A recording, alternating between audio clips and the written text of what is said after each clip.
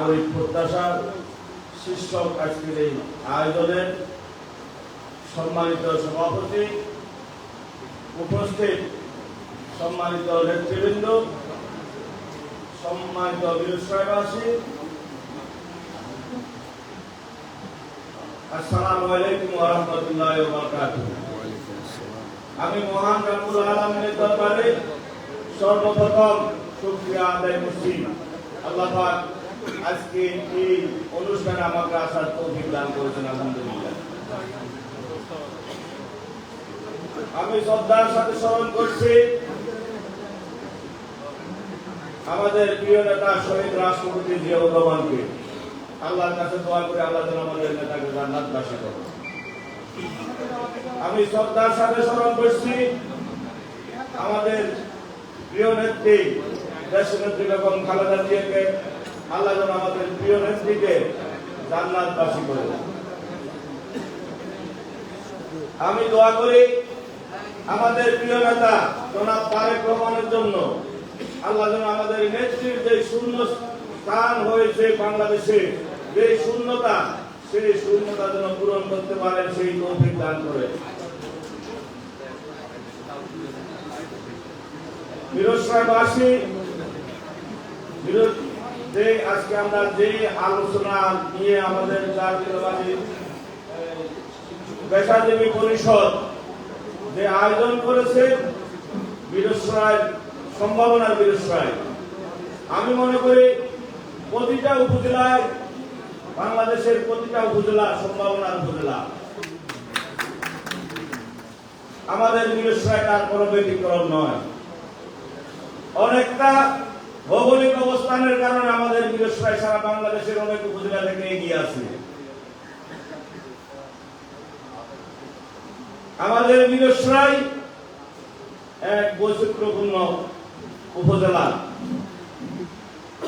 আমাদের বীরশ্রায় উপজেলা পশ্চিমে সাগরের মোহনা, পূর্বে পাহাড় ঝর্ণা বেষ্টিত, মধ্যখানে সমতল উর্বর ভূমি, যার প্রাকৃতিক সম্পদের এক অনন্য সমারোহ। এই বীরশ্রায় দক্ষিণে বাংলাদেশের বাণিজ্যিক রাজধানী চট্টগ্রাম, আর উত্তরে বাংলাদেশের রাজধানী ঢাকা, যার সাথে আমাদের যোগাযোগ ব্যবস্থা এশিয়ান হাইওয়ের মাধ্যমে এবং রেলপথটি, যা আমাদের বীরশ্রায়কে আরো বেশি সমৃদ্ধ করেছে। আমাদের এই বীরশ্রায় সম্ভাবনা, নাগরিক যে প্রত্যাশা, আমি সেই জায়গা থেকে আপনাদের সাথে শেয়ার করতে চাই।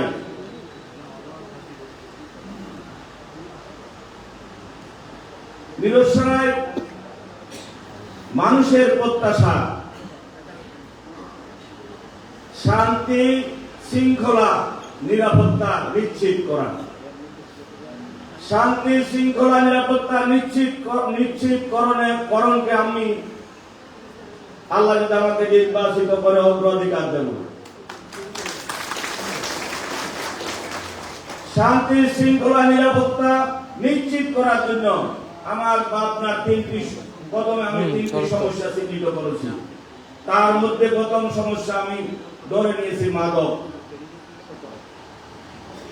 দ্বিতীয় সমস্যা আমার মনে হয় শিক্ষিত বেকার যুবকদের যথাযথ কর্মসংস্থানের ব্যবস্থা না থাকা। তৃতীয়, দক্ষ মানব সম্পদ তৈরির জন্য যথাযথ উপযুক্ত প্রশিক্ষণ কেন্দ্র না থাকা। এই নাগরিক প্রত্যাশার জায়গা থেকে আমার ভাবনা, আগামীর বীরশ্রায় মাদক মুক্ত বীরশ্রায় করার জন্য সর্বপ্রথম প্রশাসন সহ নাগরিক সমাজের প্রতিনিধিদেরকে নিয়ে সচেতন নাগরিকদের সমন্বয়ের মাধ্যমে আমরা কঠোরভাবে মাদক নিয়ন্ত্রণ করার ব্যবস্থা গ্রহণ করব।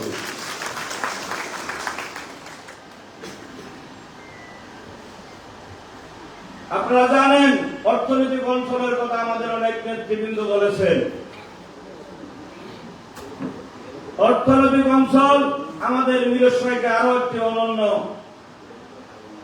রূপ দিয়েছে পৃথিবীর বুক মানচিত্রে। মিরসরাই এশিয়ার মধ্যে সর্ববৃহৎ অর্থনৈতিক অঞ্চল গড়ে উঠেছে মিরসরাইতে। অর্থনৈতিক এই অঞ্চলে বেসরকারি প্রতিষ্ঠানের শিল্প ইন্ডাস্ট্রির পাশাপাশি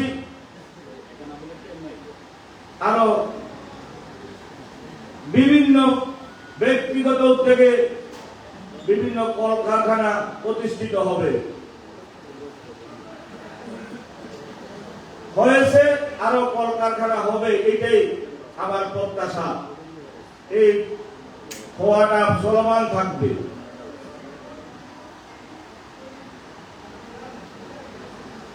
ইকোনমিক জোনে যে বেসরকারি প্রতিষ্ঠান সৃষ্টি হয়েছে, আমাদের বেকার যুবকদেরকে সেখানে কর্মসংস্থানের ব্যবস্থা করা।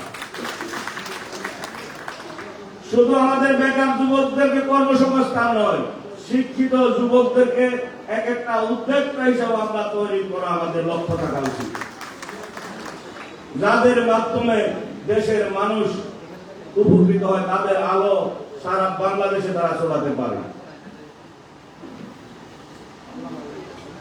আমাদের তৃতীয় অপশন, যে দক্ষ মানব সম্পদ তৈরির জন্য উপযুক্ত যথাযথ প্রশিক্ষণ কেন্দ্রের যে অভাব, সেই প্রশিক্ষণ কেন্দ্রের অভাব দূরীকরণের জন্য টেকনিক্যাল কলেজ সহ বিভিন্ন প্রশিক্ষণ কেন্দ্র চালু করে দক্ষ মানব সম্পদে আমাদের তরুণ ছেলেমেয়েদেরকে আমরা অভিজ্ঞ এবং দক্ষ মানব সম্পদে পরিণত করতে হবে। আল্লাহ যদি আমাকে জনগণের রায়ে নির্বাচিত করে, জনগণের প্রতিনিধি হয়ে জনগণের প্রত্যাশা পূরণে মিরসরাই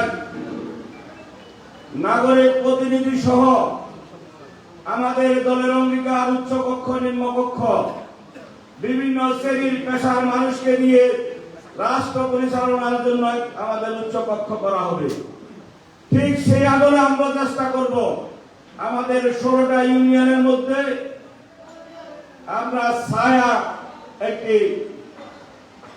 দক্ষ অভিজ্ঞ বিভিন্ন পেশা শ্রেণীর মানুষকে নিয়ে একটি উপদেষ্টা পরিষদ করে মিরসরাই সমস্যা চিহ্নিত করে আমরা সমাধান করার চেষ্টা করব। আমরা এই বরাবর সমস্যাগুলো আমরা চিহ্নিত করে এই সমস্যাগুলা, যে সমস্যা আমাদের সামনে আসবে, আমরা সেই সমস্যাগুলা সমাধান করার চেষ্টা করব। এটাই আগামী দিনে আমার মিরসরাই নিয়ে ভাবনা এবং আমার প্রত্যাশা। আমাদের নেতৃবৃন্দ অনেকে বলেছে আমরা অর্থনৈতিক অঞ্চলের কারণে আমরা আমাদের হারিয়েছি ইতিহাস, ঐতিহ্য এবং আমাদের সম্পদ। আমরা ইতিহাস ঐতিহ্য হারিয়েছি, তার পাশাপাশি আমি বলবো আমাদের ইতিহাস ঐতিহ্য যেটা আমাদের পুরানো ছিল, সেই ইতিহাস ঐতিহ্যের পাশাপাশি আমাদেরকে এই মিরসরাই বার্ষিক অর্থনৈতিক অঞ্চল সারা মিরসরাই সারা পৃথিবীতে একটি পরিচয় দান করেছে। বাংলাদেশ চিনবে আগামীতে, মিরসরাই চিনবে পৃথিবী। সেইটাও আমাদের একটা ইতিহাস হবে। মিরসরাই একটা ভালো কিছু করতে গেলে আপনাকে কিছু না কিছু ত্যাগ দিতে হবে, কিছু না কিছু ত্যাগ আপনাকে স্বীকার করতে হবে।